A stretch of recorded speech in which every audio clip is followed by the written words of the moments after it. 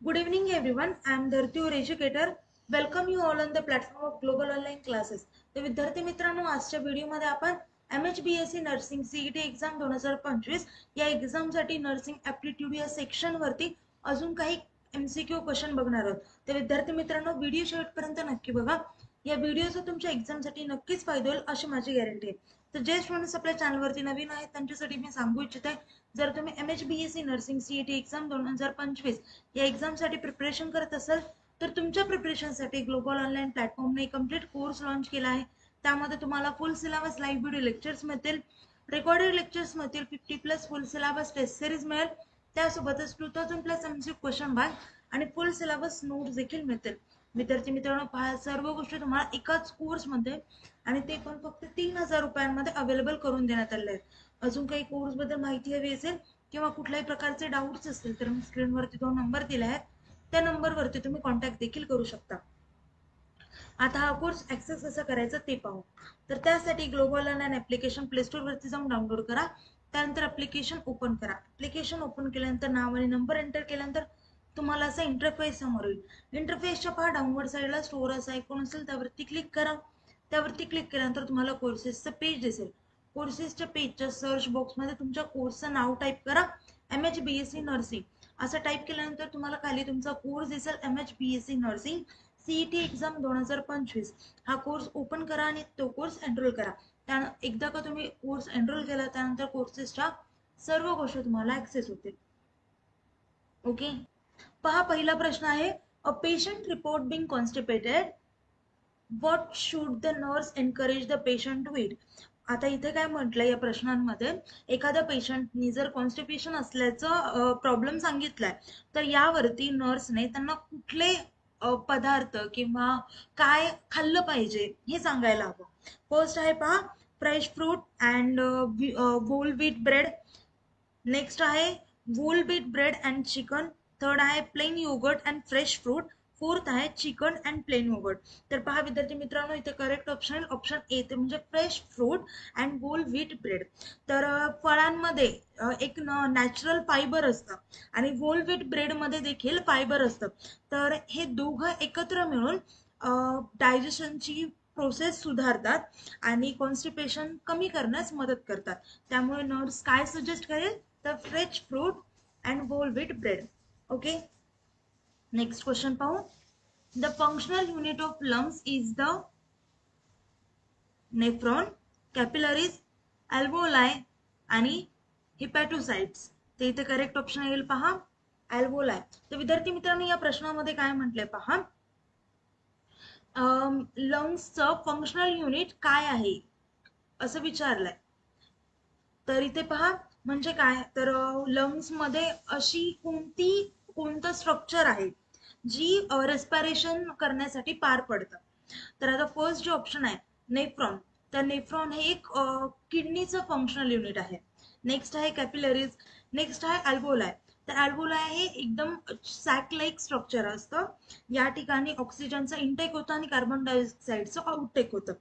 Okay, म्हणून इथे correct option आहे option C.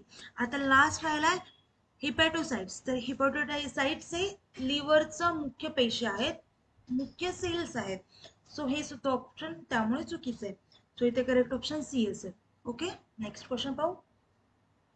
Which part of the brain is associated with hearing. म्हणजे आपल्या ब्रेनचा कुठला पार्ट ऐकण्यासाठी रिस्पॉन्सिबल आहे. पहा, आता इथे ऑप्शन्स आहेत, occipital lobe, frontal lobe, parietal lobe आणि टेम्परल लोब. आता ऑक्झिपिटल लोब म्हणजे हा एक मेन पार्ट आहे ब्रेनचा जो विजन साठी रिस्पॉन्सिबल आहे. नेक्स्ट आहे फ्रंटल लोब. तर फ्रंटल लोब हा आपल्या ब्रेनच्या पुढच्या साईडला असतो आणि तो डिसिजन मेकिंग किंवा प्लॅनिंग किंवा मुवमेंट यांवरती लक्ष म्हणजे यासाठी रिस्पॉन्सिबल असतो. नेक्स्ट आहे पहा पॅरिएटल लोब. तर पॅरिएटल लोब हा टच सेन्सेशन त्याबरोबरच एखादं त्रास होतोय त्याच्यासाठी आणि हालचालींशी रिलेटेड असतो. तर ऐकण्याचा याचा काही संबंध येत नाही. नेक्स्ट आहे टेम्पोरल लोब. तर टेम्पोरल लोब हा याचं मेन कामच असतं ऐकण्याचं. तर याच्यामध्ये एक ऑडिटरी कॉर्टेक्स असतो जो आपल्या साऊंडची प्रोसेसिंग करतो आणि त्याचा अर्थ समजून घेतो. त्यामुळे इथं करेक्ट ऑप्शन येईल temporal lobe. Okay, next question पाहू. The occipital lobe of the cerebrum is associated with which of the following? आता इथे आपण लास्ट ह्याच्यामध्ये पाहिलं होतं ऑक्सिपिटल लोब हे कशाचं काम करतं, तर विजनचं काम करतं. म्हणून इथे करेक्ट ऑप्शन इथेच कळेल आपल्याला की ई असेल. तर आता बाकीचे पण बघू. हिअरिंग साठी कुठला लोब रिस्पॉन्सिबल असतो, तर टेम्परल लोब. परत आहे टचिंग साठी कुठला लोब रिस्पॉन्सिबल असतो, तर पॅरिएटल लोब असतो. लास्ट क्वेश्चन मध्ये पाहिलं होतं. आणि स्मेलिंगचं नव्हतं पाहिलं, तर स्मेलिंग साठी कुठला लोब रिस्पॉन्सिबल असतो, तर ऑल फॅक्टरी बल्ब आणि टेम्परल लोब यांच्याकडून स्मेलिंगचं जे काम असतं ते पार पडतं. ओके, त्यामुळे ते करेक्ट ऑप्शन ऑप्शन ए. चला नेक्स्ट क्वेश्चन पाहू. In which organ can you locate the semi circular canals? तर आता इथे या प्रश्नामध्ये विचारले की सेमी सर्क्युलर कॅनल्स हा कोणत्या ऑर्गन मध्ये सापडतात. तर सेमी सर्क्युलर कॅनलचं मेन वर्क असतं जे म्हणजे आपल्या बॉडीमध्ये बॅलन्स राखणं. आता ऑप्शन्स कडे पाहू. आय म्हणजे डोळा. आता डोळ्यांचं काम काय असतं, मेन मोटिव्ह असतं विजन साठी रिस्पॉन्सिबल असतं. नेक्स्ट आहे इयर्स. आता इयर्स मध्ये आता सेमी सर्क्युलर कॅनल्स हे आपल्या कानाच्या पार्ट मध्ये असतात, भागामध्ये असतात. तर याचं काम आपल्या बॉडीचं बॅलन्स आणि मुवमेंट हे ओळखण्यासाठी असतं. ओके, जेव्हा आपण शरीर हलवतो तेव्हा आपलं सेमी सर्क्युलर कॅनल्स मध्ये एक फ्लुइड असतं. तर ते फ्लुइड ही ऍक्शन ओळखण्यासाठी मदत करतं. ओके, म्हणून इथे करेक्ट ऑप्शन येईल ऑप्शन बी, ते म्हणजे इयर्स. नेक्स्ट काय स्टमक हे याचं मेन मोटिव्ह काय असतं, तर डायजेशन करणं. त्यामुळे सेमी सर्क्युलर कॅनलचं इथे काही रिलेशन नाहीये. नेक्स्ट आहे किडनी. तर किडनीचं मेन मोटिव्ह असतं आपलं वेस्ट जे आहे शरीरातून बाहेर काढणं आणि जे अतिरिक्त पाणी आहे ते देखील बाहेर काढून टाकणं. आणि त्यामुळे किडनीचा आणि सेमी सर्क्युलर कॅनलचा काही एक संबंध येत नाही. सो किडनी देखील ऑप्शन मधून बाहेर पडती. सो ते करेक्ट ऑप्शन येईल option B. Okay, years. Next question बघू. The process by which the body regulates its temperature is referred to as. तर पहा, फर्स्ट ऑप्शन आहे किमोट्रॉपिझम.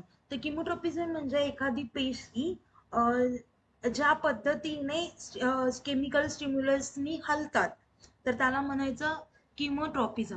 तर नेक्स्ट ऑप्शन आहे ऑस्मोसिस. तर ऑस्मोसिस या प्रोसेस मध्ये ही एक प्रोसेस आहे जिथे पाण्याचं प्रमाण हे हाय कॉन्सन्ट्रेशन टू लो कॉन्सन्ट्रेशन मध्ये जातं through semi permeable membrane. Okay, next आहे पहा.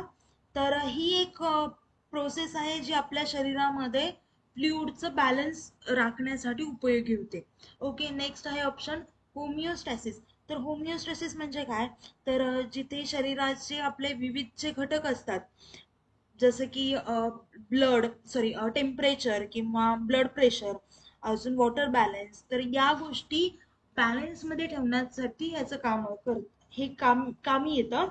त्यासोबतच आपल्या बॉडीमध्ये टेम्परेचर रेग्युलेट करण्यासाठी जसे की आता आपल्याला घाम येतो किंवा आपण थंडीने कधी कधी कापतो, तर या प्रक्रियेसाठी याचा उपयोग होतो. ओके, नेक्स्ट ऑप्शन आहे हिमोस्टॅसिस. तर हिमोस्टॅसिस म्हणजे काय, तर ब्लिडिंग थांबवण्यासाठी जी प्रोसेस केली जाते किंवा ब्लड क्लॉटिंग साठी, तर याच्याशी रिलेटेड आहे हिमोस्टॅसिस. मग इथे करेक्ट ऑप्शन येईल ऑप्शन सी, ते म्हणजे होमिओस्टॅसिस. ओके, नेक्स्ट क्वेश्चन पाहू. आता पहा, या प्रश्नामध्ये काय म्हटलंय, a newly hired nurse is assigned to the OR department which action demonstrate a break in sterile technique. आता विद्यार्थी मित्रांनो, या प्रश्नामध्ये विचारले आपल्याला की जर एखादी नवीन नर्स आहे त्या नर्सला OR डिपार्टमेंट दिले म्हणजे काय, ऑपरेशन रूम मध्ये काम करण्यासाठी अलॉट केलंय. तर तिथे विचारलं जातंय की नर्सने अशी कोणती टेक्निक यूज केली पाहिजे किंवा असं काय केलं पाहिजे जेव्हा स्टेराइल टेक्निक ही तुटल्या जाईल. ओके, आता स्टेराइल टेक्निक म्हणजे काय, तर जेव्हा ऑपरेशन किंवा एखादं मेडिकल प्रोसेस सुरू असेल तर त्या दरम्यान जर्म्स पसरू नये म्हणून ही टेक्निक वापरली जाते. ओके, तर आता पहा ऑप्शन्स पाहू. Remaining 1 foot away from nonsterile areas. जर नर्स नोस्टेराइल एरियाज पासून जवळपास 1 फूट लांब राहिली तर ती स्टेराइल टेक्निक तुटत नाही. ओके, म्हणून हा ऑप्शन चुकीचा आहे. ओके, नेक्स्ट ऑप्शन आहे placing sterile items on the sterile field. म्हणजे स्टेराइल आयटम्स नेहमी स्टेराइल फील्डवर ठेवणे गरजेचं असतं. मग हा पण ऑप्शन चुकीचा आहे. नेक्स्ट आहे avoiding the border of the sterile drape. तर इथे काय म्हटलंय तर स्टेराइल ड्रेपच्या कडेपासून म्हणजे बॉर्डर पासून दूर राहणं आणि हे स्टेराइल टेक्निकचं पालन करतं. सो आणि कडेला जंतू असण्याची देखील शक्यता जास्त असते. सो हा देखील ऑप्शन काही चुकीचा येईल. नेक्स्ट आहे reaching 1 foot over the sterile field. म्हणजे काय, द स्टेराइल फील्डच्या वरून हात घालणे आणि म्हणजे जंतूंचा संपर्क होण्याचा धोका वाढतो. तर हे स्टेराइल टेक्निकचं म्हणजे स्टेराइल टेक्निक याच्यामुळे मोडू शकते. सो इथे करेक्ट ऑप्शन येईल option D. Okay, next question पाहू. Which of the following is most likely to validate that a patient is experiencing intestinal bleeding? तर या प्रश्नामध्ये काय विचारले पहा, पेशंटला इंटेस्टाइनल ब्लिडिंग होत असल्यावरती कोणत्या सिम्पटम्स वरून ओळखलं जातं. तर ऑप्शन्स आहेत पहा, large quantities of fat mix with pale yellow liquid stool. जर आपल्या स्टूलमध्ये जास्त प्रमाणात चरबी फॅट असेल आणि त्यांचा रंग फिकट पिवळा असेल तर ही स्थिती एक सिटोरिया दर्शवतं आणि जी आपल्या लिव्हर मध्ये किंवा पचन संस्थेशी रिलेटेड असते. तर हे लक्षण काय इंटेस्टाइनल ब्लीडिंग आपल्याला शो करत नाही. सो हा ऑप्शन करेक्ट असेल का नाही. आता नेक्स्ट ऑप्शन आहे ब्राउन फॉर्म स्टूल. थर्ड आहे semi soft black colour stools आणि फोर्थ आहे narrow pencil shape stools. So इथे करेक्ट ऑप्शन येईल ऑप्शन सी, ते म्हणजे semi soft black colour stools. Okay, next question पाहू. Which of the following is the nurse role in health promotion. आता इथे आपल्याला या प्रश्नामध्ये विचारलंय की नर्सची आरोग्य संवर्धन म्हणजे हेल्थ प्रमोशन या फील्डमध्ये रोल काय आहे. ओके, तर हेल्थ प्रमोशन हे एक मेन क्षेत्र आहे जिथे सगळे जे नर्स असतात त्यांना जे पेशंटचा हेल्थ सुधारण्यासाठी आणि त्यांना स्वतःची काळजी घेण्यासाठी मोटिवेट करतात. ओके, तर आता ऑप्शन्स कडे पाहू. हेल्थ रिस्क अप्रियझल म्हणजे आरोग्य धोक्यांचं मूल्यांकन. नेक्स्ट आहे teaching patients to be effective health consumers म्हणजे रुग्णांना प्रभावी आरोग्य बनवण्यासाठी शिकवणं. नेक्स्ट आहे वर्क साईट वेलनेस आणि फोर्थ आहे नन ऑफ द अबव. मग इथे करेक्ट ऑप्शन आहे option B, teaching patients to be the effective health consumer. Next question पाहू. The absence of which pearls may not be a significant finding when a patient is admitted to the hospital. Okay, तर options आहेत पहा, apical, second आहे pedal, third आहे radial, next आहे femoral. तर apical pulse मध्ये म्हणजे हृदयाच्या ठिकाणी जे पल्स असतात ते. नंतर आहे पेडल पल्स म्हणजे जे पायाच्या भागामध्ये पल्स असतात. नेक्स्ट आहे रॅडियल पल्स जे आपल्या हाती असतात, हातामध्ये असतात, जी हृदयाची धडधड किंवा ब्लड प्रेशर तपासण्यासाठी इम्पॉर्टंट असतात. नेक्स्ट आहे फेमोरल पल्स जे आपल्या पायाच्या वरच्या भागामध्ये असतात. ओके, तर इथे करेक्ट ऑप्शन येईल ऑप्शन बी, ते म्हणजे पेडल. ओके, तर विद्यार्थी मित्रांनो आता व्हिडिओ इथेच थांबूया. काही डाऊट्स असेल तर मला कमेंट डाऊन करा. व्हिडिओला लाईक करा, चॅनलला सबस्क्राईब करा. थँक्यू. बाय.